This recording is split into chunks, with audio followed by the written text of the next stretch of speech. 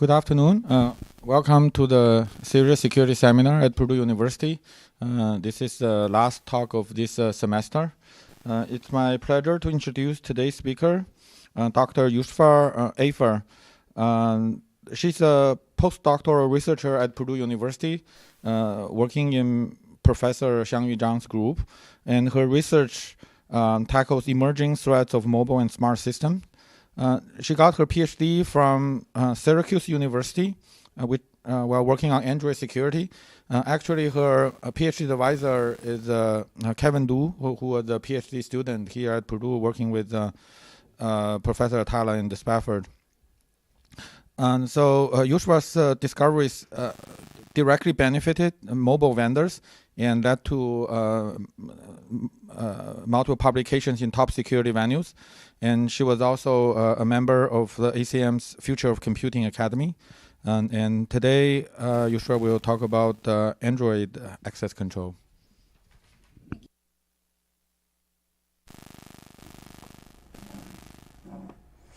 Hello, everyone. So I'm Yusra Afer, and I'm today presenting my work on normalizing diverse access control checks in Android for inconsistency detection. So just like what Professor said, I'm a postdoctoral researcher here in the computer science department. I'm working with Professor Xiangyu Zhang. And I received my PhD from Syracuse University. I was advised by Professor Kevin Du. And during my PhD studies, I had the chance to contribute to the SEED project, which is a series of exercises for security education. So I was actually quite happy to be part of that project. It has a wide impact, like more than 800 universities are now using the SEED lab. So for my research, I collaborated with a number of prominent professors. So I collaborated with Professor Ningyi Li and Professor Donian Shu from Purdue. And I collaborated with Professor Shangfeng Wang and Han Yin, and also William Ng. So I also worked as a research intern in Samsung Research America, where I had the chance to work with more other prominent researchers. And I worked on analyzing Knox framework, which is their MDM solution. So concerning my research, it's mostly system security, but particularly Android security. So when I just joined Syracuse, I was exploring the mobile security field, and I first worked on malware detection, and then I moved to understanding some fundamental decision in the security models followed by Android. So my work led to publication in understanding multi-user framework.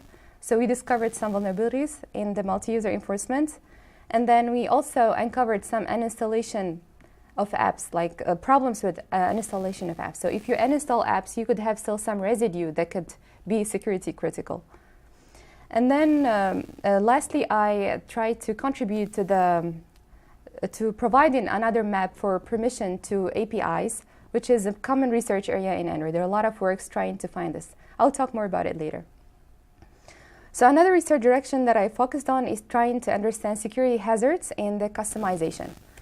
So Android is actually very fragmented and heavily customized. So everyone in the customization chain, like vendors such as Samsung, LG, Huawei, they are free to change the AOSP versions to include their own functionalities and tailor the device for their products. This customization continues by carriers, like Sprint can put its own system apps on the phone, on the devices. And then this is also even aggravated by the fast pace of SDK version that Android pushes. So actually since 2008, there is more than 28 different SDKs. So all this complex customization is actually under-regulated and not guided. So I thought, can I investigate this and find some security effects? So my investigation led to two works. First, we studied the hanging attribute reference vulnerabilities, which we called in our study hairs. So that happens when vendors remove certain attributes from the phone, while those attributes are still used by other apps. So then malicious app can impersonate those missing attributes to receive some system privilege.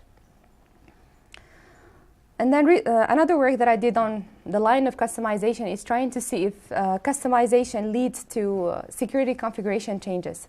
So indeed, the study revealed that there is a lot of downgrades in security configurations. So like you could have this app protected on one device, but this app is not protected on another one.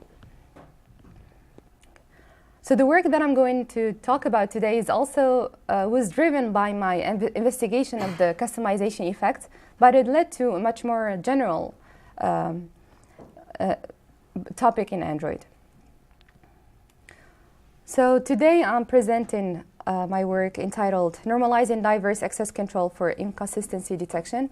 And here is the schedule. I'll start by an overview of Android access control model, and then some motivating examples why we need to normalize the access controls, and then the normalization technique that we proposed, and finally some evaluation results.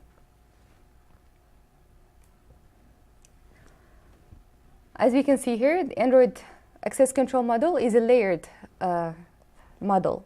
So we have 3 layers: the Linux, framework, and application. The Linux layer provides drivers necessary for the functionality of the phone, like GPS drivers, camera drivers. And to protect these Linux drivers, Linux invokes the traditional Linux stack. Oops. I think my computer's frozen. Okay. And then at the top is the framework layer, which provides system services that are necessary for other apps to function correctly. Like it provides these package managers, like window managers, GPS managers. And each manager provides APIs for other apps to invoke. But clearly, those APIs need to be protected. So Android enforces permissions or process ID checks to make sure that the caller app is privileged enough to invoke those functionalities. A prominent thing that's widely used by Android is permission, which are basically capabilities that an app needs to request at install time or at runtime recently in order to be able to invoke those APIs. At the top layer is the application framework. So apps are actually also employ a set of protection mechanisms to make sure that not everyone can invoke their own functionality. Like they can make sure that their own components are protected, or they need permissions to be able to be invoked. So a question that I can ask here is, this access control, is it effective? A lot of work in the literature tried to answer this question, but it's very hard to determine because there is no oracle. So an approximate solution is, as followed by the literature, is compare this access control enforcement across multiple instances leading to the same resource and see if there is any inconsistency. So if there is any inconsistency, that would potentially indicate a vulnerability. So the work entitled Addicted, published in S&P 2014, follow the same idea. So it compares drivers protection across different devices, like from AOSP and let's say like Samsung device, and then it reveals that certain drivers are actually underprotected in some devices. And then my work in 2016, Usenet 2016, tries to compare more access control enforcement across different layers, like permission protection levels across vendors, or GID protection levels across vendors as well. And Kratos analyzes the framework in an effort to uncover framework inconsistencies. So, but the way they do it is they have a little bit of limitations, which make the comparison not that effective. So I'll talk more about it next, like what type of limitation they suffer from, and which led actually to my work. So let us first look at this example of an exploitable inconsistency. So here we have 2 APIs on this Sony Xperia XA. The 2 APIs lead to shutting down the phone through the invocation of the sync, shutdown, or reboot internal. The first API is Power Manager Reboot, which exists in different phones, so it's not a custom API. And the second one is Device Manager.Reboot, which has been added by Sony. So Power Manager.Reboot enforces one permission, which is Android permission reboot. It has a system level permission that is not any app can invoke them. Only installed app can invoke it. But the device manager.reboot enforces much more diverse access control. It first checks if the calling app is a system process, or if the calling app holds the permission enterprise API permission, which has a normal level.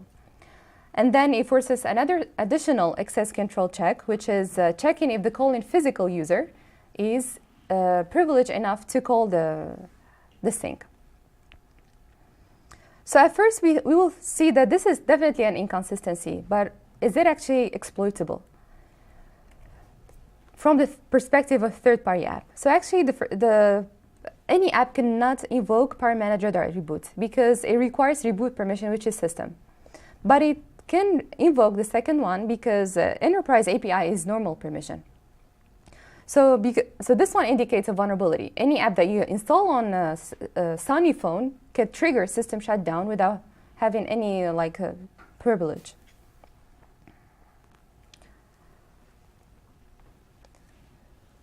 The previous example shows how diverse the Android access control checks are, and developers do not have any gold standard to implement access control. So they can follow their own preferences to achieve some certain privilege check. Some vendor can check the calling ID is actually a system, while other can check system permission is required by an app. So, but also the diversity implies something else. It implies that diverse ways might achieve the same protection while they are syntactically different. If we do not take this into consideration, this diversity can lead to a significant number of false positives. Let's look at this example to understand what I mean exactly. So here we have two APIs on Samsung S7 Edge. The two APIs allow to install apps on the phone. Install package for MDM enforces that the caller is system, and the user, the physical user, does not have restriction and install apps. The second one enforces that the caller has the permission install package, and it is either system or holds the permission interact across users. And last, does not have the restriction disallow an installation. So clearly they are very diverse checks here. But from the perspective of third-party app, they are actually exactly the same. The app cannot invoke install package for MDM because it needs to be a system. And also, it cannot invoke the second one because it requires those system-level permissions. So while these are syntactically different, semantically they are the same from the perspective of third-party app. So these are not exploitable cases. Existing work do not actually tackle this specific diversity of Android access control. They will flag this case as an inconsistency that requires investigation. So this is how their map would be. Basically, they will union all the permissions from an API entry point to the sink. And union, of course, does not abstract the complex relationship, like there are or relationship, there is and relationship. Union will not abstract those. And also they only handle specific explicit checks. They won't uncover like user diversity dimension here. So here is their proposed map. It requires for the install package as user, it states that you need all these checks in order to be able to invoke the API, which is incorrect.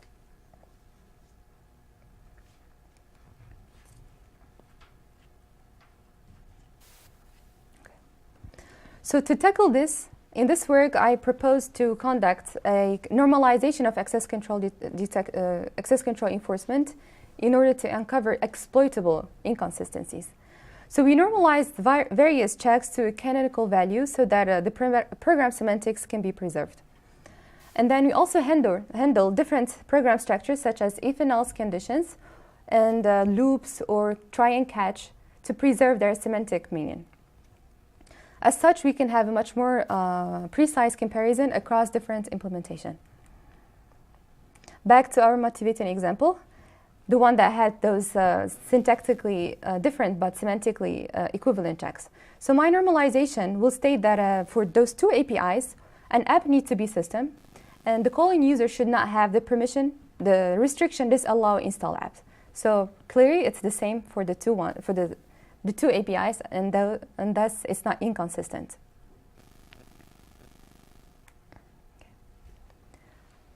So I'll talk more now about the categorization of access control, how we normalize them. So we first model any check as a pair of app and user aspects. An app aspect aims to understand if the calling app is privileged enough to perform an operation.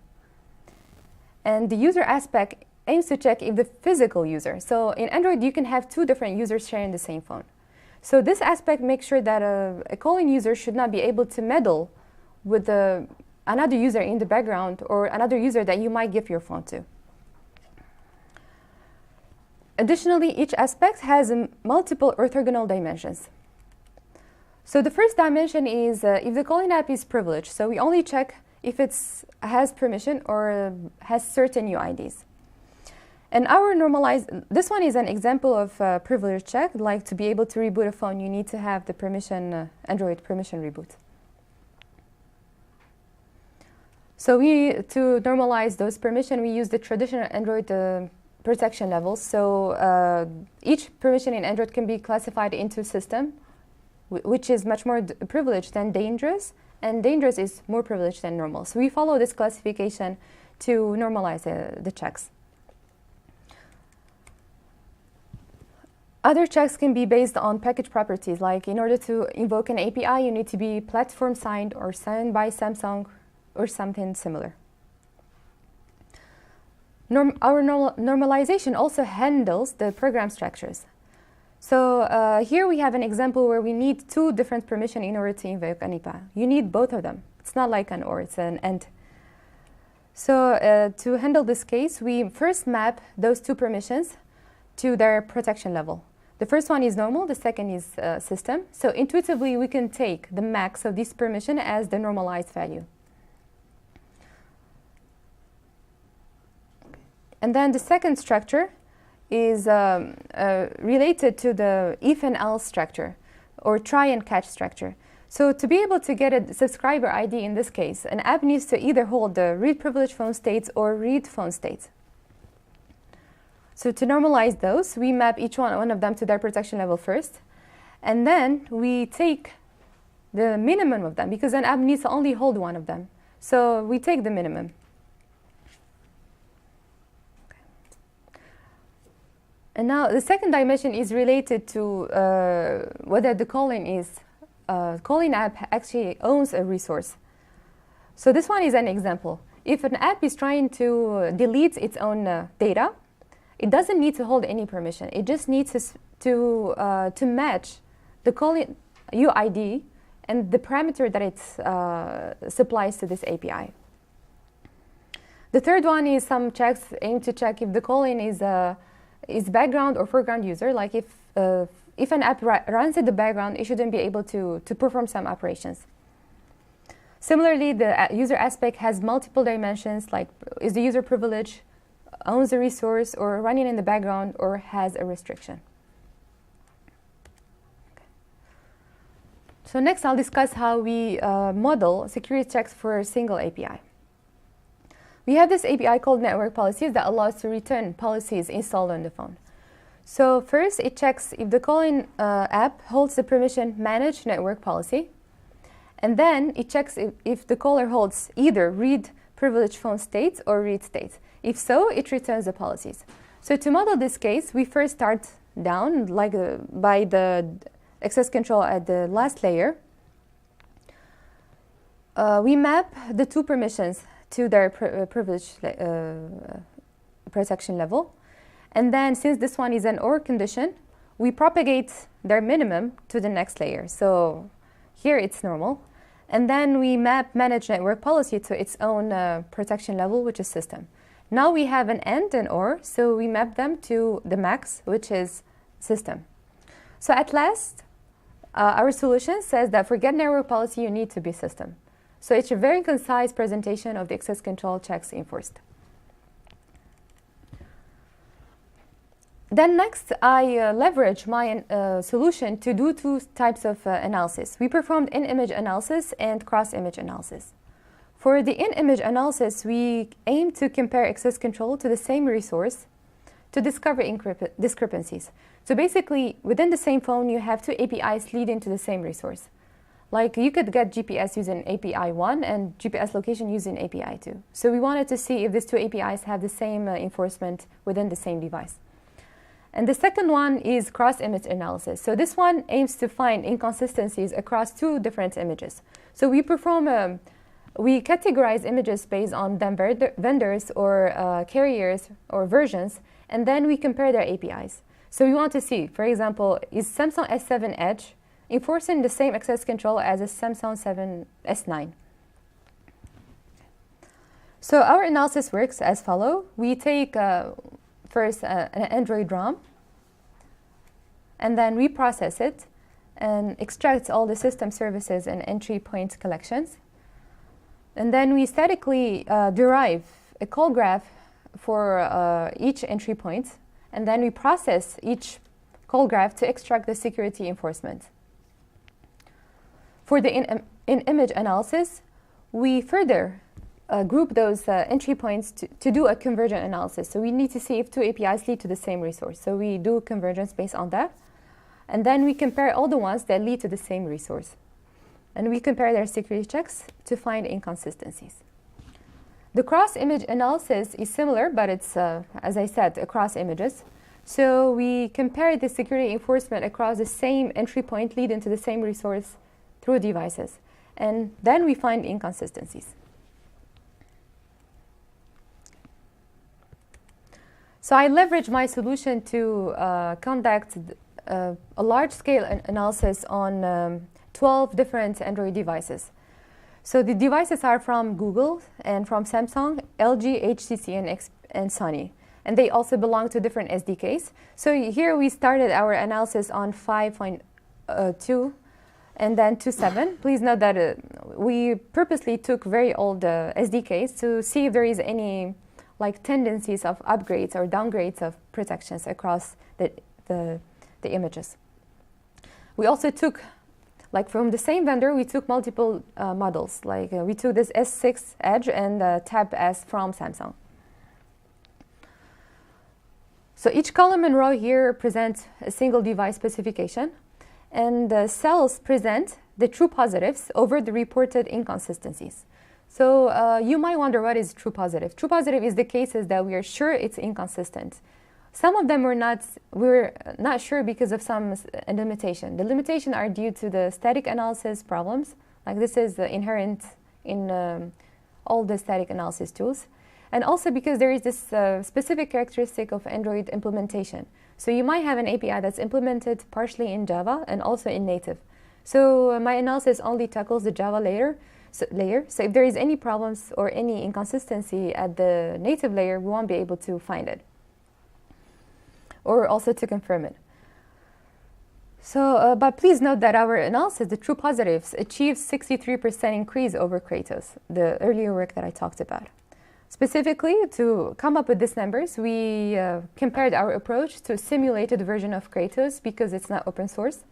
And then we tried to run their inconsistency detection using their algorithms. And we found out that we can significantly increase their we can decrease their true positives by 63%. Okay.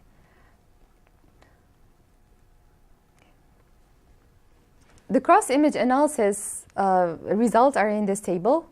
First, as we can see here, there is a lot of inconsistencies within and across vendors. So across different vendors, we have an example like Samsung S6 Edge. If we compare its counterparts on Nexus, then we see that there are 21 actual inconsistencies. Further, if we compare Samsung S Tab to S6, there is 12 inconsistencies. So it's actually the same vendor, but different devices. Still, there is inconsistencies. So further, we wanted to see if normalization really helps. So the result that I reported earlier were conducted after normalization.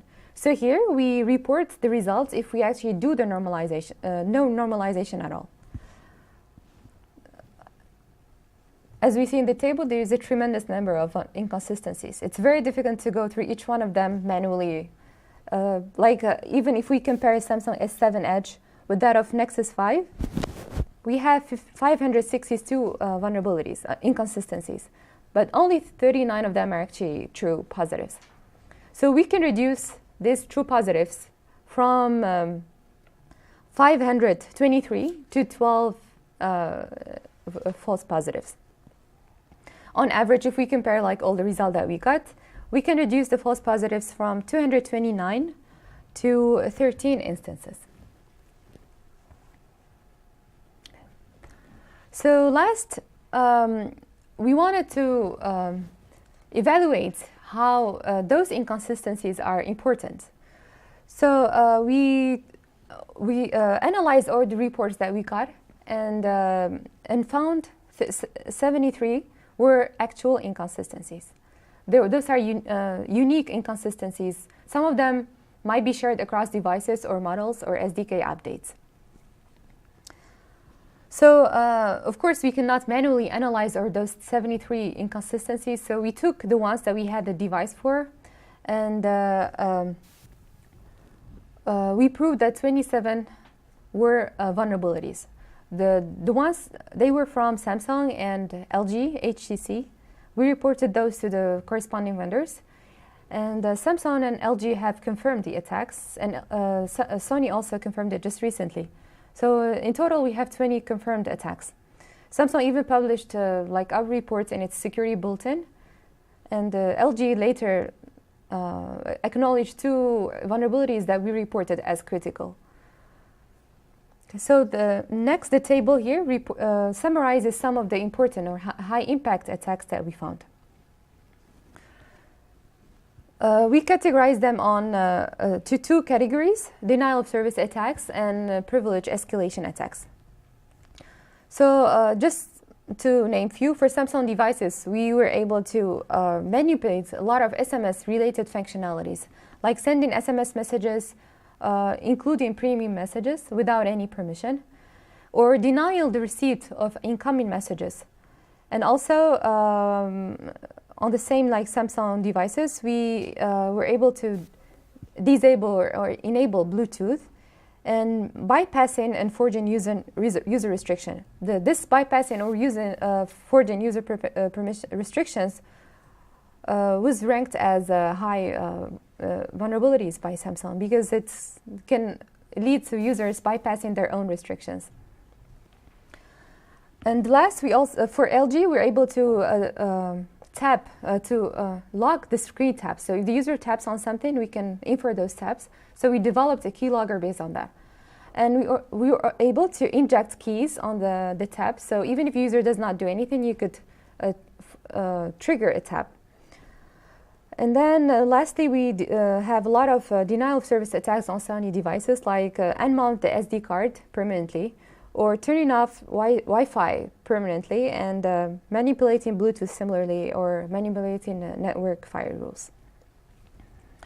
Okay, I guess I reached the end of my presentation. It was quite fast. I'm happy to take any questions.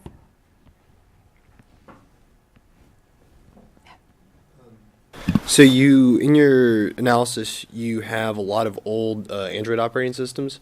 Do you believe like your current models and tools used in your analysis will scale to modern Android operating systems to try and find inconsistencies between and let's just say like Android Pie, which is like Android 9.0 and Android 8.0? Yeah. Do you think it would scale really well? Yeah, it is. Yeah, actually, we have extended our tool to handle specific characteristics of the newest versions, and it works just exactly the same as in the previous ones. Yeah. Mm-hmm.